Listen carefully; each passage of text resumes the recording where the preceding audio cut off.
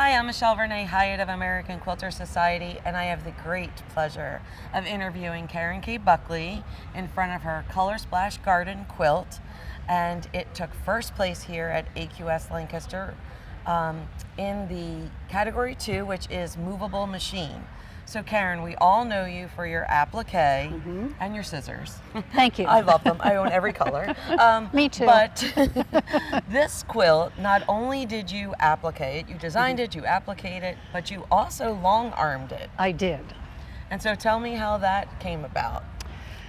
It is the first major piece that I long-arm quilted. And to say that I was a little scared about entering, because I've entered quilts before, we all know that probably. Yes, for but sure. Never long-arm quilted before, so this was a whole new experience for me. And I have to say it was a lot of fun. There was learning involved for sure. And you'll notice I didn't put a solid fabric on the back. There's a print, so if I made any boo-boos, they could be hidden a little better. No, but this is quite a project to take on for someone who has only just started long arming, getting around all the applique and such. So just the ditch, getting around each of these pieces by ditch quilting, that in itself took like a really long time. I can imagine. Yeah. And so what was the inspiration behind the design? Because it is really striking, and I love the rainbow effect. And I had been seeing fabrics that were like this rainbow concept, and I thought, okay, well, if you could rainbow like on fabric, why couldn't you rainbow this, like this idea with applique, because that's what I like to do is applique. And I just got out paper. I confined myself to the space that you see all the applique in on the paper, and then I just started drawing with a pencil, because I erase a lot. I come in and go, oh, I don't like that, or oh, that doesn't look right in there, or it's too big, or it's too small, and then I can erase and adjust and work that way. So I'm a big fan of working with a pencil.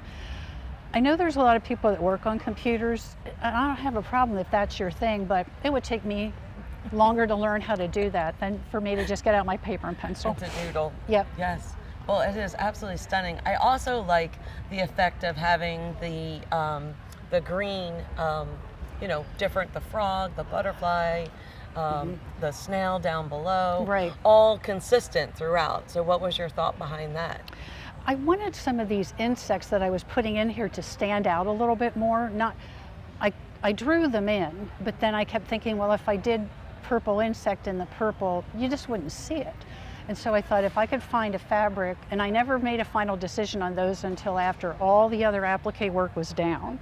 And then I went in and started pulling stuff.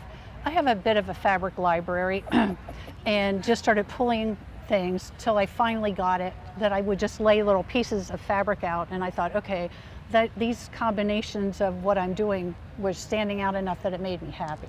And then you also put them onto the borders. I did. With your petals and Yep. your circles that are so round, it's unbelievable. Well, it's the perfect circle product. Exactly. But, not that we're plugging. No, but hey, but what I hadn't planned this border. I had this center applique finished, and it was finished for a little while, because COVID, and we had all these other things to deal with. And then I kept thinking, this just feels like it's not done. And fortunately, I had left excess, like a lot of excess black fabric around there. And then I put it up on the design wall. I kept looking at it again, and I thought, I wonder if I could do something quiet, so to speak, like not too busy out there, but that would create a frame. Then I thought, why don't I just change the colors on it, like going through, and I cut them out with seam allowance and put them up there just for a visual test, and I liked it, so I love then it. I went to work. Yes, and then you echo the color right up through the border. Correct. And then speaking of echoing, which I'm not sure if that's the right term or not, but I love how you took the design up into the border with your quilting. Right. So what was your thought behind that? Exactly what you said. I kept thinking, I don't want to do, and again, when I say some of these things, I'm not disrespecting, like the feather, because a feather in here, but I thought, everybody can, that's a normal thing to see. What could I do that maybe made it a little bit different? So I got out my paper, and I taped it to my original paper pattern all around the edge, and then I just started drawing. and could I extend out elements, and how could I extend them out, and which elements could I extend out to make that work. So all on paper first. And then did you draw it and then quilt it? I do. So I put the paper pattern over top of that fabric, and I actually used a transfer paper because I could put it between the paper pattern I drew and the black fabric and lightly trace over it, and it would give me the placement of all of my elements that I wanted to quilt out there. And I had tested it first to make sure that it would come off when I was done. And do you find that, because since you're newer to long arming and we're in the movable machine, which means you move the machine, did you find that you took to it easily because of your ability for drawing? Because, you know, were you able to echo, I guess, since you drew it, it's harder than you think to follow a line. I agree. That you draw. So you sort of have to have that muscle memory. Was it something that came pretty easy to you, or did you feel comfortable with it right away? My opinion is the reason why this came a little easier was because I had done a lot of machine quilting on just a regular sit-down sewing machine. A domestic? Yes. So going from that to this, there were so many things that helped me to make that transition. Not to say that there's a lot of differences, that's for sure. And the thing I would encourage people to do if they're seriously thinking about a long arm, I did a ton of charity quilts.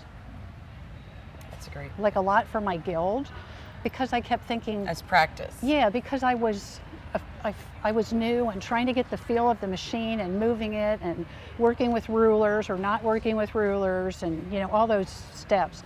And doing the charity quilts takes the pressure off because somebody's going to love that quilt regardless. So if you had a boo-boo or got off of a line, they don't care. Right. So they just I thought want it for comfort. It was a great way to learn. And that's what my guild they call them comfort quilts. That's the term they use in my guild for that. I love that. So it's really fascinating to hear Karen K. Buckley in an interview about quilting say that something was new to you. So I like learning new things. No, but I think, you know, we can all try new things. Absolutely. You know, get out of your comfort box. The story that I find funny is that the person who sold you your long arm is actually the person who used to do your long arming for your contest quilts. Renee Haddadine and I worked together for years. And then Renee hit a point where she opened up a second shop, and her time for quilting was becoming more and more limited. And so I thought, okay, I'm retiring from teaching, which I did for years. And so I thought, okay, now I have time to maybe learn how to do this.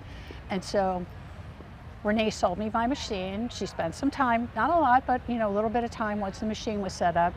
And and if I have a question about something, she's always there. Like, send a text, she writes me right back and says, you know, whatever, you're on the right track, or no, you know, whatever. Right. And so it's nice to have somebody that I could actually check in with every so often to get a little support and encouragement, which she kept doing. She kept saying, you can do this. So I remember seeing this for the first time at Paducah. Started at Daytona, so it is today at 4:30 coming home with me. Oh, that's fabulous. It's made its whole year round. So will we see something new from you at Daytona? Oh, no, I can't get it done in time.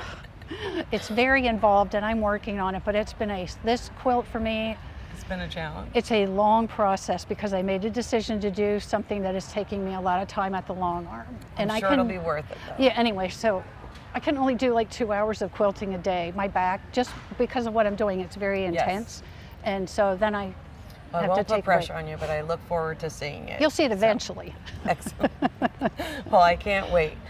So thank you very much for taking the time. We loved having your quilt. I know I've admired it since Paducah, but you too can enter our quilt contest at AmericanQuilter.com.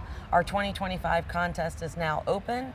Our Daytona deadline is fast approaching. It is September 19th, but you will find all the deadlines after that for Branson, Paducah, Grand Rapids, and next year's Lancaster online. You can't win if you don't enter, so we hope you consider entering.